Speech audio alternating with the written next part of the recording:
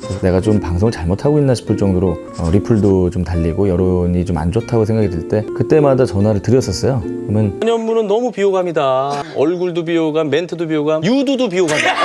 한 가지 꿈에 집착을 했다가는 정말 낭패를 보기 십상입니다. 저는 딱 3년을 봤어요. 아나운서 시험 3년을 봐서 3년 이상 또 떨어지면 그냥 안 하려고 그래요. 너무 쉽게 꿈을 포기하는 사람들도 너무 안타깝지만 너무 오래 꿈을 잡고 있는 사람도 안타까워요. 5년째 준비하고 있고 아니거든요. 아닐 때는 버려야 되고 주변의 조언도 들어야 되고. 2017년 MBC 방송위원회 대상의 대상을 수상한 전현무는 깜짝 놀랄 수밖에 없었습니다. 그는 애초에 대상 후보에 언급조차 된 적이 없었고 아나운서 출신이 대상을 받은 적 자체가 단 한 번도 없었을 뿐 아니라 무엇보다 그는 당시 많은 사람들에게 비호감인 이미지로 자리 잡혀 있었기 때문입니다. 어느 날 전현무는 자신을 지켜보는 시청자들 뿐 아니라 주변의 연예인, 제작진까지도 자신을 싫어했을 정도로 스스로 비호감 방송인이었음을 고백합니다. 처음 하니까 얼마나 어색합니까? 자, 이번 샤이니 앨범 컨셉이 뭡니까? 그러면 정말 온유나 이런 친구들이 얼었어요. 저 취조하세요? 방송이 또 썰렁하고 땀 막 흐르고 수염 잘하고. 그러니까 흐름을 다 끊어놓는 거야. 김재동 씨가 다 띄워놓으면은 제가 그냥 맥을 확 끊어놔요. 자, 비비드걸 의상 컨셉이 뭡니까? 이런 분위기에 연예인들도 싫어하고 방청객도 싫어하고 제작진도 싫어하는 최고의 비호감 MC가 되고 말이에요. 저를 처음 써줬던 PD가 정말 혼을 많이 냈어요. 너 이러려고 내 부른 줄 아니? 뭐 하는 거냐 지금? 심지어 그는 선배들에게도 늘 깐죽거려서 항상 촬영이 끝나면 사과하러 다니기 바빴다고 하죠. 그래서 전현무의 밉상 질문이라는 코너를 만듭니다. 그게 왜 만들었느냐? 정말 밉상이니까 만든 거예요. 연예인들이 질문만 들으면 기분 나빠하지. 이러니까 아예 그걸 코너로 만들자. 그래서 전현무의 밉상 질문이라는 코너를 만들어서 정말 밉상인 질문만 한 겁니다. 심지어 뭐 이경실 씨 같은 경우는 사실 예능 쪽에서는 굉장히 대선배고 예능인들이 어려워하는 분인데 그분한테도 뭐 이경실 씨 너나 잘하세요 그랬어요. 미친 거죠. 나 하나 살겠다고. 그래서 또 끝나고 이경실 씨한테 죄송합니다 지금. 하여튼 방송 끝나면 이제 사과하는 게 일이었어요. 이렇게 그의 깐죽거리는 이미지는 시간이 갈수록 사람들의 반감을 불러일으켰고 그는 이제 별 다른 행동을 하지 않아도 욕을 먹는 지경까지 가게 되었죠. 전현무는 너무 비호감이다. 얼굴도 비호감, 멘트도 비호감, 유두도 비호감이야. 사실 그는 원래 아나운서였지 예능인은 아니었습니다. 현무야, 오늘도 방송하려고 신부화장 열심히 하고 출연료 찔끔찔끔해도 불평 한마디 없이 방송에 임하고 있는 내 모습이 정말 대견스럽다. 제2의 꿈, 예능 MC의 꿈을 향해서 전현무의 전무후무 한번 만들어보자. 그래서 예능 시도 초기에는 선을 지키면서도 남을 웃기는 예능적 경험치가 조금 부족해서 그랬을 뿐인데 너무 밉상 이미지가 되어버려서 마음고생을 심하게 했었다고 하죠. 다행히 이런 무너져가는 전현무의 멘탈을 바로 잡아준 사람이 있었으니 바로 유재석이었다고 합니다. KBS 연예대상이라는 거 아시죠?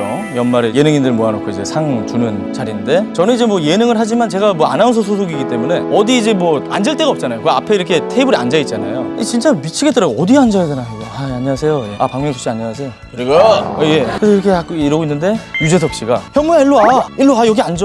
너 해피투게더 식구잖아. 그때 순간 진짜로 눈물이 나가지고 근데 이제 해피투게더 식구가 아니잖아요. 그냥 10번 나갔을 뿐인데 제가 이렇게 어리버리한 걸 보고 절 챙겨준 거예요. 얼마나 민망할까 싶어요. 내년 되면 이제 40이 된다는 게 전 30 넘을 때는 별 생각이 없었거든요. 방송도 좀 점잖게 해야 되나? 방송을 왜 점잖게 해?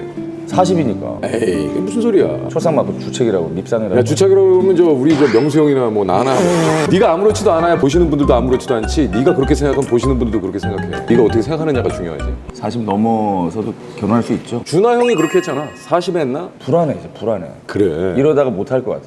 아니 나는 되도록이면 후배들한테 진짜 사랑하는 사람이 있다라면 결혼을 권하는 스타일이거든. 네. 근데 또 대부분의 형들은 네. 나와는 좀 그 대척점에 있는 얘기들을 좀 많이. 그러니까 세상은 다 안 준다니까. 그러니까 네가 선택을 해야 된다고. 아주 힘들고 결정을 못 내리는 그런 순간에 제가 늘 찾았던 형인 것 같아요. 그래서 내가 좀 방송을 잘못하고 있나 싶을 정도로 리플도 좀 달리고 여론이 좀 안 좋다고 생각이 들 때 그때마다 전화를 드렸었어요. 그러면 다 재밌게 하고자 했던 거고 근데 방법이 조금 서툴렀던 거니까 반성하는 의미로 받아들여라. 다 지나가. 걱정하지 마. 이런 얘기들을 해주셨을 때 힘이 됐던 것 같아요. 그래서 늘 고마움을 잊지 않고 있고 앞으로도 제가 갚을 수 있는 방법이 있으면 꼭 갚고 싶은 마음이 들어요 지금도. 유재석이라는 분은 게스트가 1%의 가능성만 있어도 포기하지 않는 사람입니다. 절대 포기하지 않았던 유재석이 전현무의 루시퍼를 만든 거죠. 강호동 씨 1박 2일에 같이 출연했을 때 제가 느낀 건데요. 웃겨요. 그러면 그리고 계속 기회를 줘요. 형 씨 그래서 어떻게 되나? 근데 잘 못하잖아요? 재미없잖아요? 관심에서 멀어집니다. 또한 전현무의 아나운서 시절 선후배들도 그의 인간적인 면모를 결코 나쁘게 평가하지 않죠. 아나운서 선후배를 떠나서 그 선배들이 보시기에 인간 전현무는 어떤 사람인가요? 그래서 저는 현무한테 약간 감동을 했던 부분이 네. 예전에 전현무 씨랑 뭐 어떤 이 파트너가 같이 그 일을 하다가 파트너가 좀 어떤 실수를 했어요. 근데 그거를 알려지기는 전현무 씨가 실수를 한 것처럼 이렇게 주변에 알려져서 전현무 씨가 굉장히 욕을 많이 먹었어요. 근데 저 같았으면 제가 안 한 건 안 했다 그럴 텐데 전현무 씨는 그 파트너를 지키기 위해서 그거를 얘기를 안 했어요. 앞으로. 저는요, 네. 전현무 아나운서가 이렇게 본인이 할 말 다 하고, 사실 얄미울 수 있거든요. 할 말 다 하고, 본인이 하고 싶은 대로 다 한다고 보이니까. 네. 근데 저는 그 모습이 좋습니다. 선배가 이렇게 늘 챙겨주고 이러시니까 좀 든든하고 그러지 않나요? 든든하죠. 어쩔 때가 가장 든든해요. 조언도 많이 해주시고 또 어쨌든 제가 여자 아나운서이다 보니까 네. 정은혜 아나운서 같은 그 롱런하는 롱런. 아나운서가 되려면 외모로는 안 된다. 단도직입적으로 많이 공부하고 많이 배우고 끊임없이 자기 노력을 해야 된다고 그런 조언들을 많이 해주시니까 그럴 때는 참 선배답죠. 얼마 전에 모범사원상을 받았어요. 굉장히 오. 놀랐는데 뉴스 펑크 내고 그러니까요. 사고 치고 이랬는데도 모범사원상을 받는 모습을 보면서 이제는 대체 불가능한 인력이 된 게 아닌가 KBS 안에서 굉장히 보기 좋고요. 방송에서는 가벼운 모습만 보여드리고 웃기려고만 하고 이러는 것처럼 보이지만 실제로 사귀어 보면 되게 진지한 얘기도 많이 하고 또한 그는 스스로의 행동으로 비호감이 된 부분을 대부분 인정하지만 자신을 비호감으로 만든 일부 행동은 아직 당당하다는 철학을 갖고 있었죠. 진정성이 없다라는 얘기를 참 많이 들었습니다. 제가 이경규 씨가 많이 하셨던 얘기고 그래서 이제 진정성이 없다는 얘기를 하도 들어서 스트레스 받아가지고 그러니까 진정성이라고 하는 건 저는 이렇게 결론을 해요. 저의 진정성은 진정성이 없는 게 진정성입니다. 그렇게 결론을 내렸어요. 그냥 생긴 대로 살고 생각하는 대로 살면 저는 사실 그렇게 생각합니다. 아나운서가 올바른 말, 바른 말만 하는 사람들이라고 생각을 하는데 사실은 여러분들 오해거든요. 그리고 표준어도 생각보다 많이 모르는 분들도 있어요. 인정할 거 인정하고 그리고 아나운서의 본분을 유지하면 되는 거거든요. 예를 들어서 어느 예능 프로에서 제가 게스트로 나갔는데 MC가 물어봤어요. 하마터면이 맞아요? 하마터면이 맞아요? 뭐 이 얘기 나온 거예요. 그냥 아나운서니까 나한테 물어봤죠. 제가 그랬어요. 실제로 방송 중에. 모르겠는데요? 내 이놈한테 물어보세요. 인터넷 검색 찬스 쓸까요? 뭐 별 얘기 다 했어요. MC도 놀래고 PD도 놀래고 아나운서실에는 화가 나고 넌 아나운서 대표로 나서 뭐 하는 짓이냐? 나는 오히려 이렇게 얘기하는 게 시청자와 나의 장벽을 낮추고 그리고 실제로 방송 나서 그 얘기 했습니다. 이렇게 해야 효과적이다. 효과적이다. 효과적이다? 효과가 하나도 없을 것 같지 않아요? 뭐가 효과적이야? 효과! 효과! 뭐 이러고 다녔어요. 라디오에 효과! 뭐 이러고 일부러. 그리고 뭐 멘탈 붕괴가 온다. 쓰면 안 되는 말입니다. 외계어고. 근데 솔직히 그냥 여러분께 여쭤볼게요. 멘탈 붕괴를 대체할 말이 뭐가 있습니까? 정신이 없다? 넋이 나갔다? 어리 빠졌다? 이상해. 그 느낌이 아니잖아요. 멘붕은. 물론 이 중에서 진정성이 없다고 지적받은 부분 그리고 남을 깎아내리는 예능 스타일은 스스로 좋지 않다는 점을 점점 깨닫고 많은 반성을 통해 변화하기 위한 노력을 해왔다고 하죠. 그 정도 그렇게 많은데 늘 그렇게 좌불안석입니까? 좌불안석이죠. 예능계는 비우면 안 됩니다. 누구든 대체할 수 있어. 10년을 기점으로 좀 달라진 게 있습니까? 근데 약간은 그 영혼이 좀 들어온 것 같아요. 기계처럼 하고 그냥 패턴도 똑같이 하고 리액션 나갈 정도로 하고 뭐 이렇게 한 10년을 살았다면 그래서 늘 이제 제가 후리하기 전에도 경규 형이 늘 그래. 넌 영혼이 없어. 넌 진정성이 없어. 맨날 그랬거든요. 그래서 저 형이 왜 저러나 했는데 이제 알겠는 거예요. 10년이 지나니까. 그랬는데 이제는 좀 10년 정도 지나니까 한 방송 한 방송 하더라도 덜 웃기더라도 좀 제대로 진정성 있게 하자라는 생각이 생겨서 옛날에 웃기는 거밖에 생각을 안 했거든요. 특히 그는 남을 깎아내리지 않고 스스로 웃음 포인트를 만들어내는 신동엽의 철학을 보고 예능에서 비호감인 진행자와 정말 기분 좋게 재미있는 진행자의 차이와 디테일을 배웠다고 합니다. 신동엽 씨는 자체 발광 예능입니다. 저는 이렇게 봅니다. 뭐냐면 이분은 혼자도 충분히 웃긴 사람이에요. 혼자 다 깔고 혼자 터트리는 거.